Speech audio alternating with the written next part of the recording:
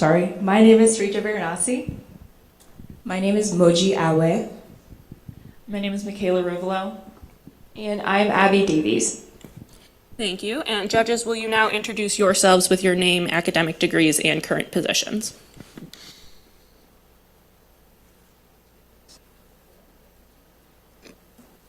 All right, hi, my name is Carolina La Rosa Mateo. I have an MPH and I'm the Director of Operations at ACER, which is a nonprofit. My name is Paul Goering. I'm a psychiatrist and retired, but in post-retirement, helping startups in the mental health community.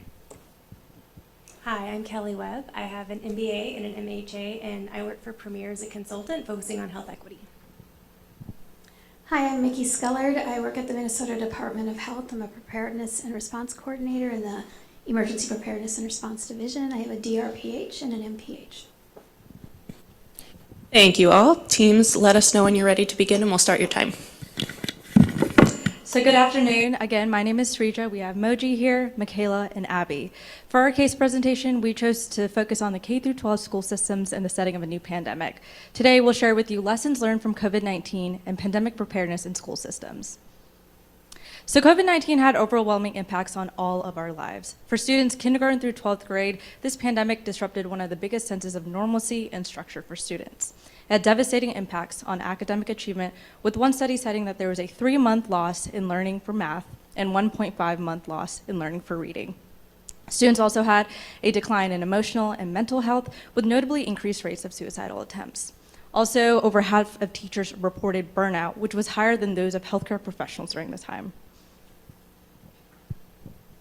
Many of the same things that were faced during the COVID-19 pandemic are anticipated to resurface again during this new pandemic presented in our case. So our solution to this is going to be based on the timeline that was provided in the case. So we'll have it in 2 phases. During phase 1, it would be a time for planning and outreach, and then phase 2 would be a time for implementation. Starting with phase 1, there would hopefully be a lot of things that we get done during this time, but we were going to just highlight these 3 initiatives, which will start with the assembly of a task force, and then we'd have the creation of a comprehensive needs assessment, and then finally the creation of a public health education series. Starting with the development of the Pandemic Preparation Task Force, the purpose of this task force would be to gather an interdisciplinary group of individuals who are going to be really dedicated to developing and executing all of the initiatives throughout our pandemic preparation plans. Their goals are formally listed here, but essentially they're just going to make sure that we have these mitigation strategies in place to prepare and make sure that we're able to continue education in schools, we're able to meet the needs of our community and have that open communication and transparency with them, and then also using innovative strategies for technology where appropriate. These are the members of the task force that we would like to recruit and ideally have. Starting with Maria, she was the superintendent that was presented to us in the case. We want to make sure that she's there to be a representative of our school board, and then also to make sure that all of the concerns that she brought up are going to be addressed with everything we do. We'd also like to have members from the Minnesota Department of Health, Department of Education, and also the Children's Cabinet. We'd like to have a local pediatrician, a PTA leader, a health sciences director, and then also a social worker. And when recruiting the individuals for this task force, we want to make sure that we're going to have a diverse group that's going to be able to represent the diverse population that we are going to be serving. And throughout the presentation, you will see that there are the icons in the corner, and that just indicates the different areas that we think that these individuals would play a role in throughout the initiatives. So one of the first things that we'd like the task force to do is conduct a comprehensive needs assessment, or a CNA. So this CNA will allow the task force to identify, understand, and prioritize needs that the schools and districts must have to address a future pandemic. So the Minnesota Department of Education represents this formula. So to determine our need, we need to be aware of what we currently have and what our desired results are. So the target groups for the CNA are the students, parents, teachers, school faculty and admin, and the after-school care leaders. The superintendent, Maria, Department of Education rep, and the PTA leader will all work together to put this on. So our comprehensive needs assessment will be a mixed methods design with measures to get both qualitative and quantitative data. For our focus groups, we want that to be a time where target groups really can talk about what they have heard in the last pandemic, share their concerns, and kind of feel heard. This will also allow us to get a better understanding of the concerns and problems they had in their own words. And this will give us a lot of qualitative data. For a survey, we want this to kind of bring upon a lot of quantitative, but also some qualitative data as well. And so for this part of phase 1, it has 3 different steps. The first step is to get an exploration of opinions and creation of a survey. So these 3 folks at the top right-hand corner will kind of work together to understand and address target groups with opinions such as attitudes and opinions during the last pandemic, how supportive were school environments, and academic instruction during the last pandemic. Second step is data collection and analysis. This kind of part of phase 1 will really require disaggregating the data and trying to identify patterns. For example, in students, what patterns did we see in those who experienced successes, challenges, and what were those causes? And then the last step is really to determine priorities. What are the biggest concerns that we need to tackle in a future pandemic? And so we really anticipate these future priorities being vaccine hesitancy, community mistrust, health disparities, and misinformation. Moving to the next part of phase 1, we would want to develop a public health education series. So starting with a series for the parents, a study found that low levels of health literacy and mistrust in health professionals was associated with high levels of vaccine hesitancy. So to combat this, our task force would put together these monthly education series that would be directed for the parents to help talk about different public health topics and really help to build their information and build that trust as well. The Department of Health representative making sure that the information is accurate, and the local pediatrician would be there as a public health or a health figure to make sure that there's that trust and that building that bridge with the community as well. And they would utilize different resources from the CDC about building health literacy and making sure that all of the information presented is hitting those 3 A's the CDC promotes, which are that the information is accurate, accessible, and also actionable. And different things we do to make sure that this series is going to be accessible to the community would be having it in the evenings in a local location where all the members of the district would be able to come, and then also having each session be recorded and uploaded for future viewing, and then any materials that are used would be available in different languages, especially Spanish because there is a high Spanish-speaking population. So we created our education series for students led by the Health Sciences Director and the Department of Health representative. In this case, we really think that's an innovative idea. So the Health Sciences Director would kind of recruit health professional students that are interested in pediatrics to kind of lead these sessions. So we believe that this is going to be a very mutually beneficial idea for both the health professional students and the school systems. So in this kind of idea, the health professional students would be able to create these interactive and creative workshops to kind of tackle really hard topics, but also be able to practice their communication skills, so avoiding medical jargon when talking to these K through 12 students. Lesson plan examples will include that the medical students can talk about infections and the pharmacy students can talk about vaccines. The Health Sciences Director in this case will really be able to kind of approve lesson plans, and then the Department of Health representative would be able to kind of verify the information presented during these education series. Now moving on to phase 2, so hopefully all of the work that was done during phase 1 will be able to hit the ground running and be implemented. We're specifically going to be looking at addressing vaccine hesitancy and in the classroom strategies. To address vaccine hesitancy, interventions can target 3 aspects of the issue. From least to most impactful, these are what people think and feel, social processes, and direct behavior change. For our specific case, we are really going to be heavily focusing on the most impactful of direct behavior change.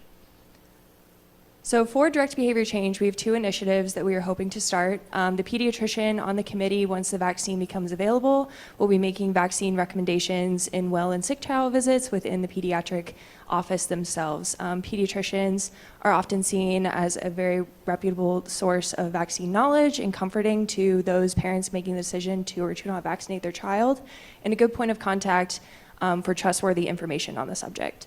Second, we will have on-site vaccination drive-through clinics available at the schools to hopefully increase access for parents who have that one central location where they can come vaccinate their students and also take them to school in the same area.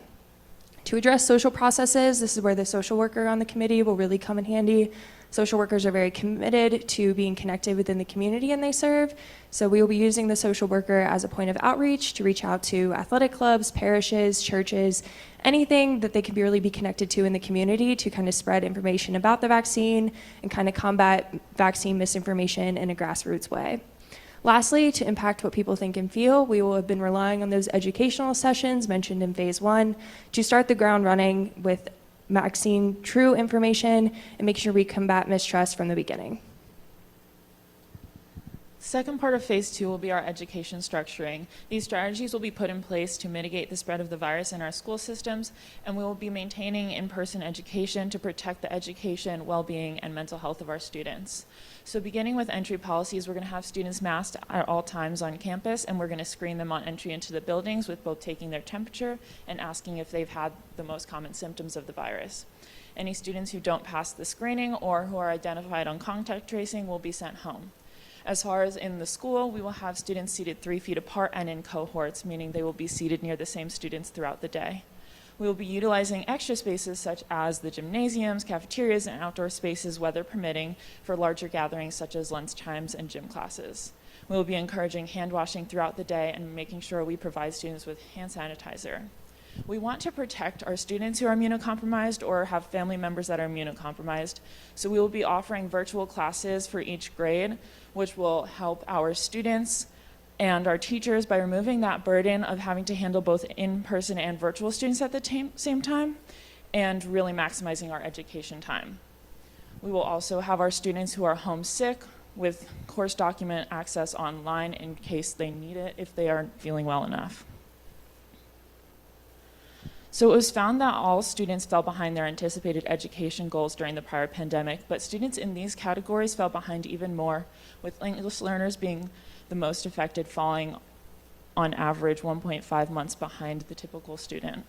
So for this reason, we will be readily assessing all of our students with iReady assessments to make sure we identify any students who are falling behind and what areas that we need to help them in. For English learners, we want to make sure we maintain their English education, whether they are in person or online. And for low socioeconomic status students, we will provide them with meals if they previously qualified for those meals along bus routes so that they do not have to worry about having access to that throughout the pandemic. We will also provide vaccines through these bus routes for anyone who does not have access to transportation. For students with disabilities, we will maintain their speech, occupational, and physical therapies throughout the pandemic, whether they are in person or online, and we're going to make sure anyone who needs assistive technology has access to it. For students with IDEA and IEP plans that help them with their different needs in the classroom, we're going to make changes to those plans to accommodate for any changes that will occur during the pandemic to their learning. Technology has always been an important part of our education system. However, during pandemics, it's even more important. So we want to make sure any students and faculty who need have access to laptops and high-speed internet access so that they do not fall behind. And we will provide all students and faculty with an online learning platform such as Canvas to facilitate their online learning and have access to course documents at all times. We will provide tutorials to families, students, faculty, anyone who needs, and we will have access to technology staff, which will help us with any technology concerns that arise and make sure we do not take classroom time away for these problems, and really remove that burden again from the teachers of having to handle the technology issues while they are dealing with their classes. We're going to have our technology staff assist our task force with coming up with a website and communication materials such as weekly newsletters to communicate with our community. While most of our phase 1 initiatives are volunteer basis, whether that's be forming of the committee or the educational series, there are obviously a few things that we will need funding for within our program. And since we are working within a public school district in Minnesota, a lot of that funding will be coming from federal funds. So during the COVID pandemic, they had the American Rescue Plan Act, which provided funding for PPE, any administrative support school needed to continue their day-to-day, and any additional funds that the school needed that they allocated themselves. In addition, a similar school district, as described to us in our case, received about $6 million in funding, which equates to about $1,500 to $2,000 per student. As far as vaccinations and running the vaccination clinic, we will be running on the prior pandemic model of free vaccines available to the public, and we'll be using those in our vaccination clinics, so that will come at no cost to us as well. Lastly, our very connected superintendent, Maria, we will encourage her to go out into the community where she serves and reach out to private donors, other foundations, alumni, maybe parents of the school, who might be willing to donate time or money in any way that Maria sees fit to help the school district. Lastly, for our measures of success, obviously that there will be, during a pandemic, issues that arise, and we have to see if we are moving in the right direction, and there will also be parents who are maybe not on agreement with whatever we are planning to do during the pandemic. And so our few measures of success are task force assembly, which making sure that all the positions are filled, and that we are progressing towards our goals. Our CNA, we'll hope to have a high response rate from the community, and for our public health educational series, we'll hope to have a higher than 50% enrollment. For the vaccine hesitancy, we hope to have the series vaccine completed at a high rate within the school district when available. And in the classroom strategies, we hope to monitor student academic achievement through exams, extracurricular participation, and any other measures that teachers and staff might deem necessary. In addition, for our surveys and for our CNA, obviously with surveys there are issues as to non-response. We will have different analyses in place to ensure that those who are not responding are receiving the same responses that we would on the CNA as those that do respond. So that is all we have, and we're happy to take any questions.